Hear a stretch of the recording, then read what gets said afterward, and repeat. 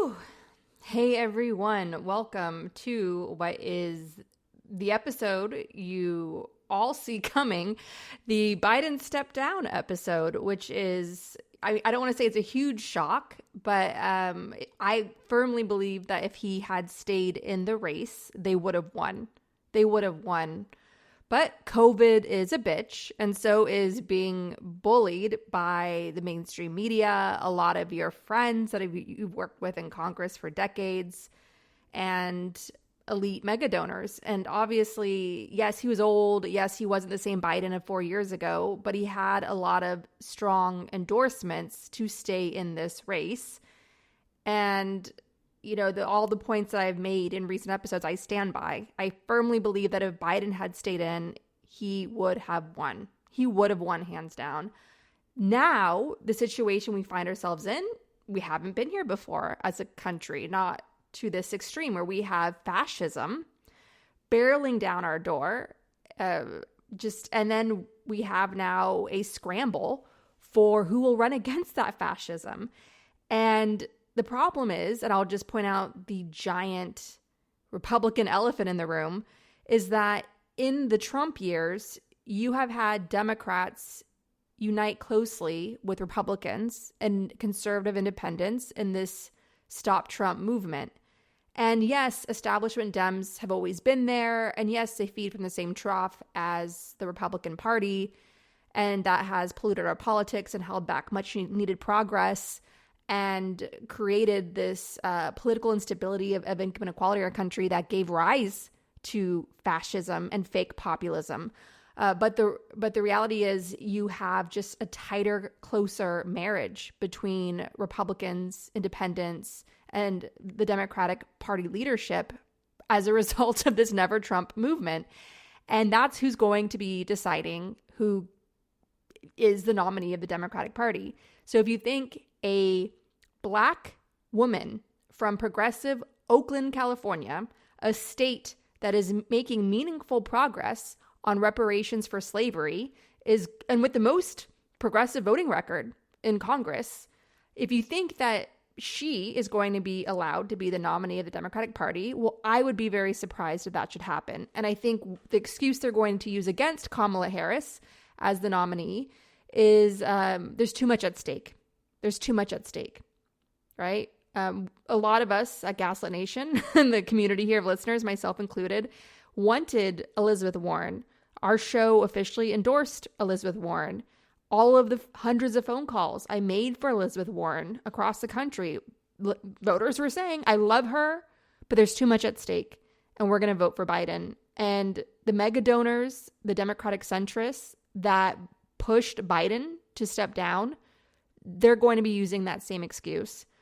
So Kamala Harris, who's been, I feel, as I said in this most recent episode, has been treated disrespectfully by not being the obvious choice to step right in, because that's the sole job of the VP. And she's been on the ground in helping Biden lead the global war against Russian fascism. So we are at a time of war. We don't want to be.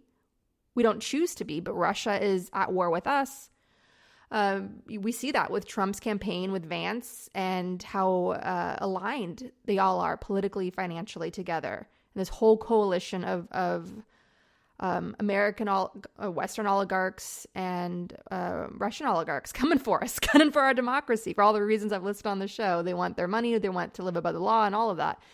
I mean, for the love of God, even Boris Johnson, who ushered in Brexit, which is disastrous for the UK, is now saying that Trump is the guy to bring peace to Ukraine. So, you know, Boris Johnson is the JD Vance of the UK. Give enough money and power, he'll say whatever you want. So that's what we're up against. And so they're not going to let Kamala be the nominee. I would be shocked if they do. I want her to be. I'm 100% behind her. And for all the reasons I've given, she represents the hardcore base of the Democratic Party, the most reliable, hardest working base of the Democratic Party, which is Black women, which have fought for progress, literally putting their bodies on the line generation after generation, creating progress against the long history of authoritarianism that built America. And that is from a historian perspective. That's not being woke. Those are just the facts. I mean, America was built on genocide and so on. So Black women have had to fight for progress. Black women have had to stay engaged. Black women do not have the luxury of deciding whether they want to vote or not in a presidential election. They have to vote. They have to. They vote in reliable record numbers as part of a large percentage of the Democratic base.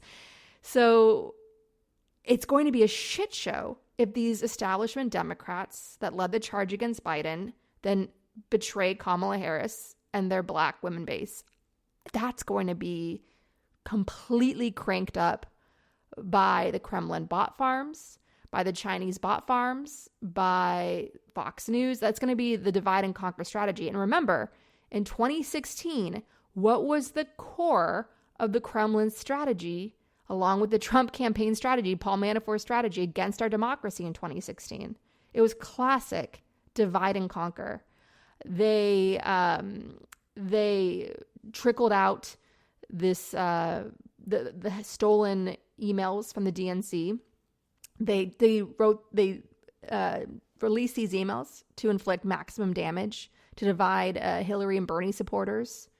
They really showed the inner workings of the DNC in a way that just made it impossible to have any unity at the Democratic convention in Philly. I was there. I saw the giant WikiLeaks banner that was unleashed inside, not unleashed, but unraveled, that was proudly shown by Bernie supporters in the DNC. I saw the protests. It was very hot tension up until the very bitter end. And that divide contributed to suppressing the vote and was a contribution to the overall.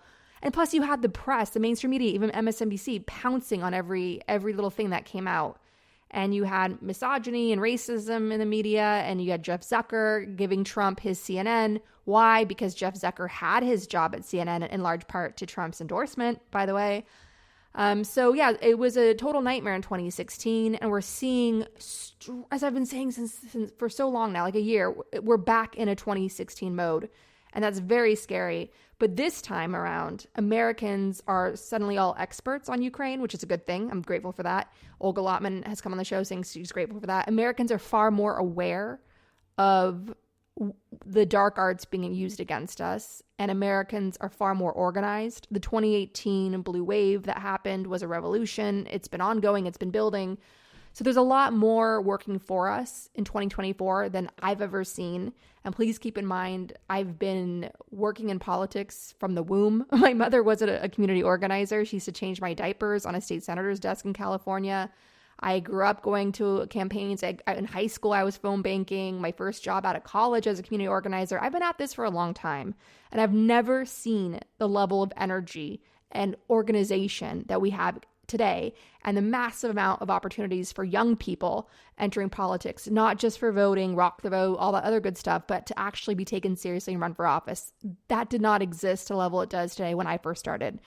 So if you want to know where my optimism comes from, that's where it comes from. So I do believe that, I don't know. I mean, if Biden and Kamala are staying in, I could say to you, I do believe we're going to get through. So all I can say to you right now in this moment on July 21st, 2024, is what I've resigned myself to a long time ago, that no matter what the outcome of this election is, we're absolutely going to get through it together. I not only study dictatorship and have done so for decades, but how to resist and overcome dictatorship. So no matter what happens on November 5th, 2024, we're absolutely going to survive and thrive and get through it together. That is my determination. That is what I'm committed to, no matter what the outcome is. I hope to God that cooler heads prevail in Democratic Party leadership.